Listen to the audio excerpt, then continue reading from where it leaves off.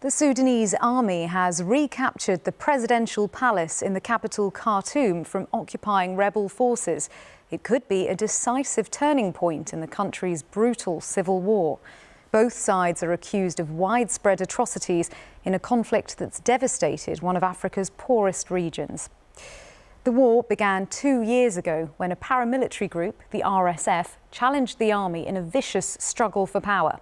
Since then, tens of thousands of people have died and more than 8 million have been forced to flee their homes.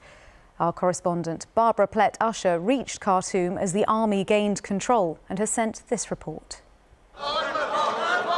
Hands up and triumphant, seizing back Sudan's presidential palace, an important symbol of power. Inside, remnants of heavy fighting against the paramilitary RSF. Now, the army's recaptured much of Khartoum's strategic center.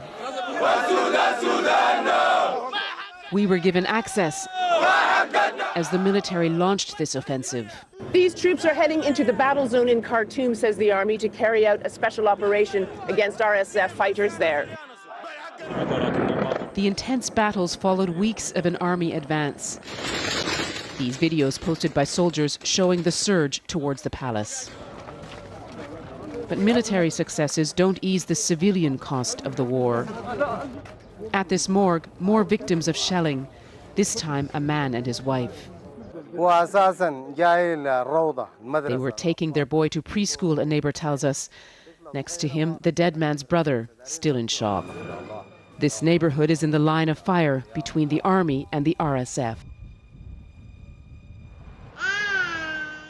Little Omnia was in her mother's arms when the shell struck. Her survival seen as a miracle, orphaned along with 3 brothers. We'll tell them exactly what happened, about the shelling and the war. They are the generation of the future. We will not allow this to affect them in the future. We will try to make up to them the affection of their mother and father, even though it's hard. Yet again, the women gather to mourn. Nothing like normal life is possible, they tell me. We wake up and fall asleep to the sound of shelling. The children are always in a state of terror. We are always in a state of sadness. The scale of death is measured by the expanding graveyard. These fresh graves, we're told, hold victims of RSF fire. But both sides are condemned for war crimes, the army accused of mass killings elsewhere. Abdin Durma dug graves before the war. Now he does nothing else. The dead due also to a health system overwhelmed by conflict. Bodies come straight from the hospital, he says. 25, 30, sometimes 50 per day.